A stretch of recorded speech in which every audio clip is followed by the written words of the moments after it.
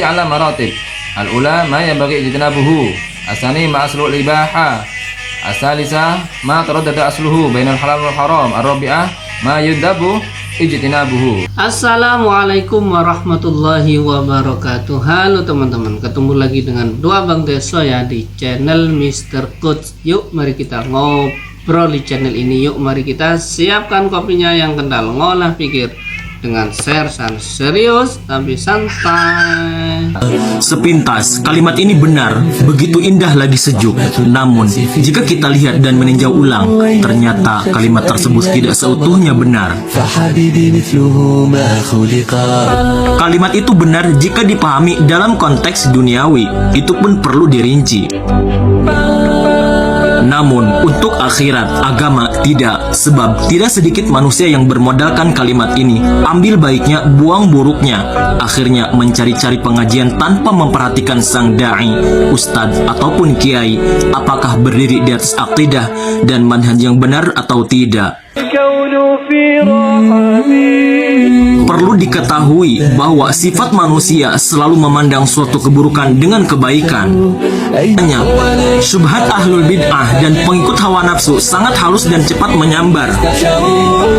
Seringkali penebar syubhat ditampakkan di mata orang-orang yang terpedaya sebagai seorang alim yang memberikan ilmu bermanfaat. Jangan terlalu percaya diri dengan apa yang ada dalam diri kita. Jika bukan karena pertolongan Allah, niscaya kita susah mendapatkan keistiqomahan dan sikap sabar teguh dalam agama. Waspadalah dengan ustadz, da'i, kiai yang mengatakan ambil baiknya, buang buruknya. Kok bisa bos ya? Nggak tahu. Mereka mungkin tidak pernah mendengar maqala undur maqal wala tandur manqal, itu bos ya. Lihat apa yang diucapkan, jangan lihat siapa yang bicara, kan begitu bos ya. Mereka mungkin juga tidak pernah mendengar hadis bahwasanya suatu ketika seorang setan mencuri, kemudian setan itu justru memberitahu cara agar tidak kecolongan. Maka sahabat ini mengadu kepada Rasulullah, apakah benar? Siapa itu? Itu setan. Ya sudah, benar, lakukan saja. Begitu. Terus apakah mereka tidak tahu? Apakah mereka juga tidak pernah tahu bahwasanya ulama salaf juga pernah mengambil faedah atau makalah dari perampok, dari para kriminal? Pernah kan begitu bos? Ya, kayak gitu. Kemudian apakah mereka tidak tahu ketika Sayyidina Umar dinasihati oleh orang awam maka diterima karena benar, kan begitu bos ya?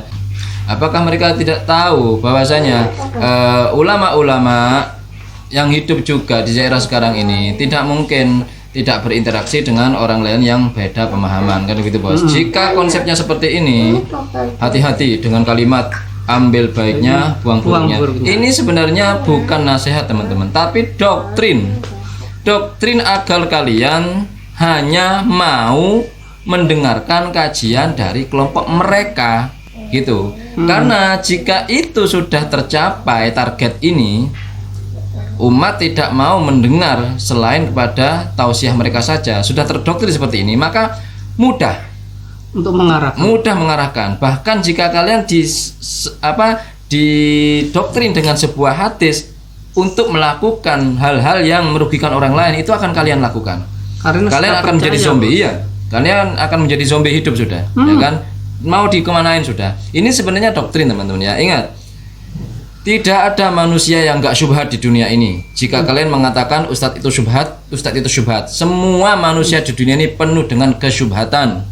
Ya, kenapa? Karena tidak ada yang murni benar dalam mengatakan atau dalam menyampaikan sebuah pendapat. Karena apa? Hanya Allah dan Rasulnya saja yang paling mengetahui apa maksud di antara wahyu dan sunnah yang sampai kepada umat ini. Seperti itu teman-teman. Ya, hanya Allah dan Rasulnya saja yang tahu persis apa maksudnya ini, maksud makna dalam Al-Quran itu, dan maksud yang persis makna dari hadis-hadis yang disampaikan ini, kan begitu. Jadi semua orang Islam yang menakwil, yang mengartikan itu bukan kebenaran mutlak, hanya saja ada yang mendekati kebenaran, ini yang lebih mendekati. Kalau benar secara mutlak tidak ada. Kalau sudah benar mutlak tidak ada, berarti ada syubhat di situ, kan begitu. Jadi nggak ada manusia ini yang nggak syubhat. Oh gitu Pak. Ya. Berarti kalau mereka mengatakan, oh kelompok sana itu banyak ahli syubhat. Nggak ada. Apalagi ini Ustadz syubhat, jangan diikuti lah. Yang nggak syubhat itu cuma Allah dan Rasulnya saja. Sudah itu saja. Ya sudah, karena yang enggak syubhat itu Allah dan Rasulnya, maka kita kembali ke Al-Quran dan Sunnah. Nah, masalahnya di situ Anda tidak mungkin memahami secara sempurna makna yang sebenarnya yang dimaksud Allah ini, yang dimaksud Rasul ini. Tidak ada yang bisa, saudara. Hanya saja kita berusaha berijtihad. Ulama-ulama dulu, ulama-ulama salaf berijtihad mendekati kebenaran, mendekati yang lebih benar, yang mendekati maksud dari Allah yang sebenarnya gitu. Kalau persis nggak ada, begitu nggak ada.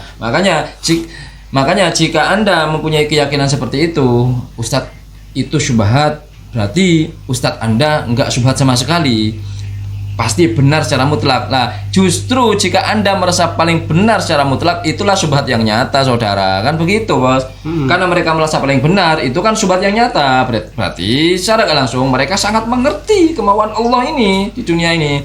Secara gak langsung mereka merasa paling dekat dan paling mengerti Allah. Makanya mereka tahu. Gitu, padahal mereka sama menerka-nerka juga. Gitu, Bos. Oh enggak, kami qot'i sudah. Tekstual ayat, nah sama saja tekstual ayat, tar ujung-ujungnya kalian pasti akan mentakwil juga sama gitu loh. Nah, supaya kita itu tidak terjerumus kepada kesubhatan, apalagi jurang kesalahan, itu gimana caranya? Ya caranya kita tidak mengaku paling benar dan ustadz lain subhat gitu. Itu caranya. Makanya Anda bisa mengambil ilmu dari orang lain, dari kelompok lain, dari kelompok manapun. Kan begitu. Untuk memperbandingkan kebenaran. Karena kebenaran itu harus dari kita ambil dari makanya semuanya. Kan hujah itu, Bos. Ya. Paling mendekati yang paling enak ya sudah kita harus mengikuti ulama-ulama salaf, kan begitu. Atau ulama-ulama khalaf yang berkompeten, atau ulama mutakhirin juga nggak apa-apa jika memang nggak bertentangan. Jika memang enggak bertentangan dengan Quran, Sunnah, para sahabat dan ulama salafus soleh, begitu, Bos. Seperti yang kita tahu sudah di NU itu, al-muhafadzah bi salafus soleh wal akhdhu bil jalil asla, itu saja sudah, Bos. Itu tidak ada sudah yang benar mutlak. Intinya jika ada orang yang mengaku paling benar, nah mereka lah syubhat yang nyata. Oh, berarti gitu. Enggak ada kebenaran secara mutlak. Semuanya itu mencari kebenaran, maka kita harus mencari yang mendekati kebenaran. Ini mengikuti ulama salafus soleh.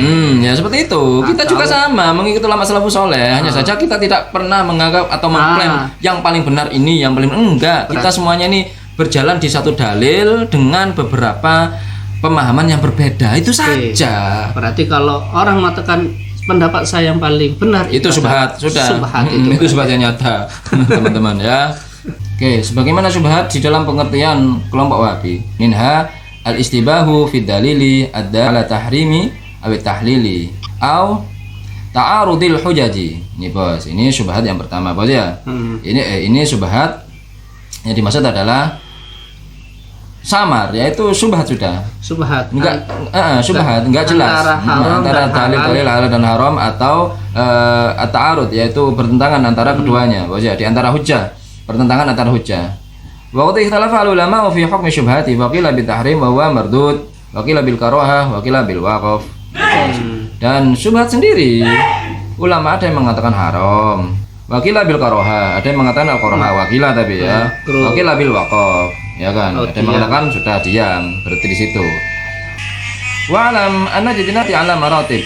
Al-ula ma yanbaghi ijtinabuhu, asani ma aslul ibaha, asalisa ma taraddada asluhu bainal halal wal haram, ar-rabi'ah ma yudabu ijtinabuhu kama amalati syakhsin yahtalitu malu bil haram, al-khamis ma yukrahu ijtinabuhu. Jadi sikap kita sebenarnya kepada syubhat ini ada 5. Ini ma yanbaghi ijtinabuhu, sebaiknya dijauhi. Ada yang masruh al-ibaha, ada yang ibaha, boleh, pada dasarnya boleh. Ada yang ketiga, ma taraddada asluhu bainal halal wal haram, yaitu sesuatu yang dilakukan antara halal dan haramnya. Ya, Bos ya. Ini fal aula tarku. Ar-rabi'ah ma yudabu ijtinabu. Yang keempat adalah kita dianjurkan untuk meninggalkannya. Kemudian yang kelima adalah makruh untuk meninggalkannya, begitu, Bos. Ya, kayak gitu. Jadi perinciannya syubhat ini macam-macam, teman-teman ya. Jika kita secara global, secara universal kita sudah menghukumi semua syubhat, sudah nggak usah nggak usah dilakukan, tinggalkan saja dua syubhat. di ulama Wahabi sendiri membagi syubhat ada 5 bos ya. Bos ya, ada 5 sikap yang harus Ada kita 5 tentukan sikap. tadi teman-teman ya. Berarti perkataan yang baik-baik kita ambil, yang jelek-jelek kita buang. Itu berarti bukan syubhat atau berarti? Ya bukan, orang kita itu berpesan pada orang ya kan ya. Nah. Yang baik-baik, yang sesuai syariat ambil kan Nah, begitu. lah ya yang sesuai syariat. yang Yang tidak jelas sesuai yang nggak sesuai syariat ya jangan diambil kan sudah jelas itu. Dari mana syubhatnya itu kalimat itu kan begitu ya, Mas ya. tadi syubhat itu antara haram dan halal nggak jelas. Nggak jelas. Nah ini sudah jelas, yang baik ambil, yang nggak syubhat kan begitu. Yang buruk. Udah bos, itu saja bos dari ini bos. Cukup sekian obrolan hari ini, mudah-mudahan bermanfaat, mudah-mudahan mencerahkan, dan mudah-mudahan kita bisa berbijak lagi dalam bersikap. Yang baik-baik semuanya datang dari Allah, yang jelek-jelek datang dari kami. Mohon maaf wa akhirul kalam. Assalamualaikum warahmatullahi wabarakatuh.